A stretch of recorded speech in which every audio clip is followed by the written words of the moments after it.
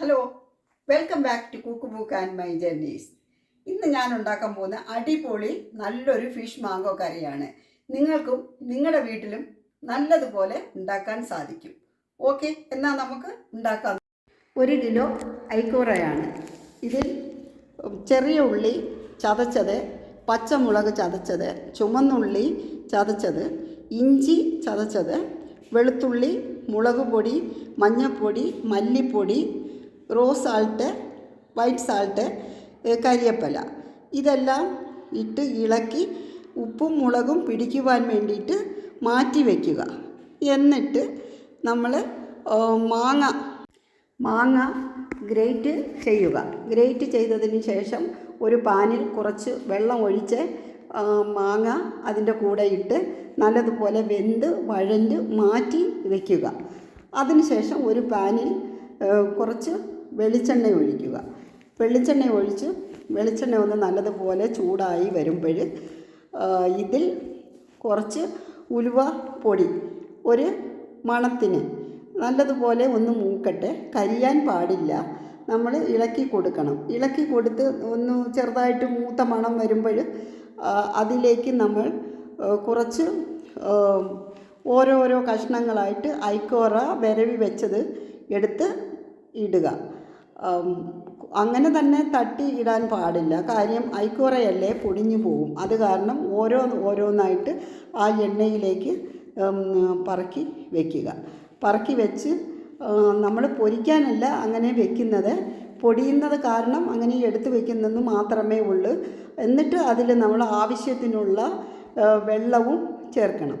വെള്ളവും ചേർത്ത് ഉപ്പൊക്കെ പാകത്തിന് ആദ്യം തന്നെ നമ്മൾ ഇട്ട് വിരവിയതാണല്ലോ, അതുകൊണ്ട് വെള്ളം ചേർത്ത് വേവാൻ വെച്ചാൽ മതി. അത് വെന്ത് ആ മസാലയുടെ കൂടെ പിടിക്കാനിടയാവും. അപ്പം അത് വേകുന്നത് വരെ അടച്ച് നമ്മൾ വയ്ക്കുക. വീണ്ടും ഇനി ഒന്ന് അടപ്പ് തുറന്ന് നമ്മൾ നോക്കി തിരിച്ചും മറിച്ചും മീനെ 2 ഭാഗവും തിരിച്ചും മറിച്ചും പതുക്കനെ പൊടിയാതെ മറിച്ചിടണം. ഇതിലേക്ക് നമ്മൾ തേങ്ങ തിരുവി ചെറിയ ഉള്ളിയുമായിട്ട് നല്ല മൈ പോലെ അരച്ചത് കുഴമ്പ് രൂപത്തിൽ ഇതിലേക്ക് ഒഴിക്കുകയാണ്. ഈ മീനിൽ ഒഴിച്ചതിന് ശേഷം ആ അരപ്പ് ബാക്കിയുള്ള പാത്രത്തിലിരിക്കുന്ന ആ പാത്രം കുറച്ച് വെള്ളം ഒഴിച്ച് കഴുകി ഈ മീനിൻ്റെ മസാലയുടെ കൂടെ നമുക്ക് ഒഴിക്കാം. എന്ന് വെച്ചാൽ അത്രയും ബാക്കി അത് കളയേണ്ട ആവശ്യമില്ല. പാത്രം കഴുകിയ വെള്ളമല്ലേ എന്നും പറഞ്ഞ് നമ്മൾ കളയേണ്ട ആവശ്യമില്ല. അത് ടേസ്റ്റാണ്.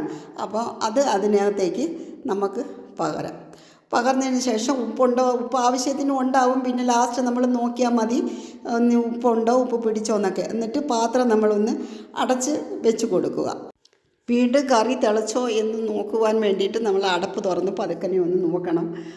അപ്പോൾ കണ്ടില്ലേ, കറി നല്ലതുപോലെ തിളച്ച് വന്നു. അപ്പോൾ നമ്മൾ ഈ അടപ്പ് തുറന്നിട്ട് ഒന്ന് നോക്കുകയാണ്, കറി പറ്റിയോ, അതിന് വേണ്ടുന്നതെല്ലാം ഉണ്ടോ, മീൻ ഉടഞ്ഞു പോയോ, വെന്തോ എന്നൊക്കെ നോക്കിയതിന് ശേഷം മാഗിയുടെ കോക്കനട്ട് പൗഡറാണ് ഇപ്പോൾ ചേർക്കുന്നത്. അത് വെള്ളത്തിൽ കലക്കിയിട്ട് ആവശ്യത്തിന് വെള്ളത്തിൽ കലക്കിയിട്ട് അതിൽ നമ്മൾ ഒഴിച്ച് ഒന്ന് പതുക്കനെ മീൻ അടിമേലൊന്ന് പൊടിഞ്ഞു പോവാത്ത രീതിയിൽ ഈ കറി മേലും താഴെയും ഒന്ന് ഇളക്കി അങ്ങനെ വെച്ചതിന് ശേഷം വീണ്ടും നമ്മളൊന്ന് അടച്ചു കൊടുത്ത് അപ്പോൾ കുറച്ച് നേരം കഴിഞ്ഞ് അടപ്പ് തുറന്ന് നോക്കുമ്പം കണ്ടില്ലേ, നമ്മൾ വീണ്ടും ഈ പച്ചമുളക് ഉണങ്ങിയതിൻ്റെ ചുമന്ന കളറിലുള്ള അതാണ് ഇപ്പോൾ അരിഞ്ഞിട്ടിരിക്കുന്നത്. അപ്പോൾ അത് കാണാൻ നല്ല ഒരു ഹരമാണ് കാണാൻ. കണ്ടില്ലേ, കറിയുടെ ആ ഒരു കളറും ആ മുളകിൻ്റെ കളറും എല്ലാം കൂടി നോക്കുമ്പം കറിക്ക് ആകെ ഒരു നല്ലൊരു കോമ്പിനേഷനായിട്ട് നമുക്ക് തോന്നും. കളറും നന്നായിരിക്കുന്നുണ്ട്.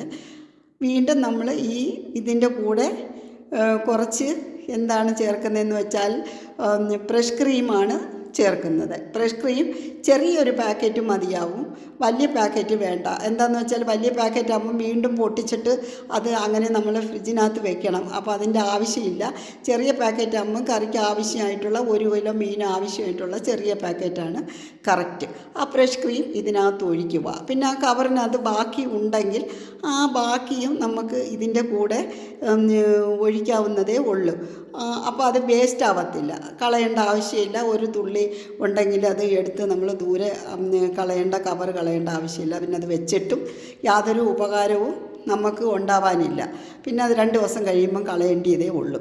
അത് കാരണം അത്രയും ഒരു ചെറിയൊരു കവർ പാക്കറ്റും മതിയാവും. ഇതിൻ്റെ കൂടെ നമ്മൾ മാങ്ങ അടിച്ച് വെച്ചിരിക്കുന്ന മാങ്ങാ പ്യൂരിയാണ് ഇനി ഒഴിക്കുന്നത്. മാങ്ങാ പ്യൂരി ഒഴിച്ച് കഴിഞ്ഞു നല്ലതുപോലെ ഒന്ന് ഇളക്കി കൊടുക്കുക. അത് ഒന്ന് തിളച്ച് കഴിയുമ്പോൾ അത് സെറ്റായി കഴിഞ്ഞാൽ അതിൻ്റെ കൂടെ നമ്മൾ കുറച്ച് കരിവേപ്പിലയും കൂടി തൂകിയാൽ മതി. കാണാൻ അത്ര ഒരു മനോഹരമാണ്.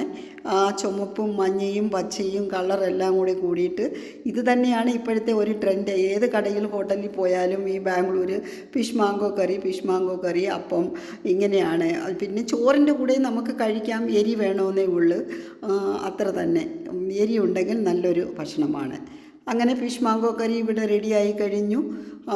ഇഷ്ടപ്പെട്ടെങ്കിൽ ലൈക്ക് അടിക്കുക, ഷെയർ ചെയ്യുക. അടുത്ത ഒരു എപ്പിസോഡുമായിട്ട് വരുന്നത് വരെ എല്ലാവർക്കും ഓക്കെ, ബായ്.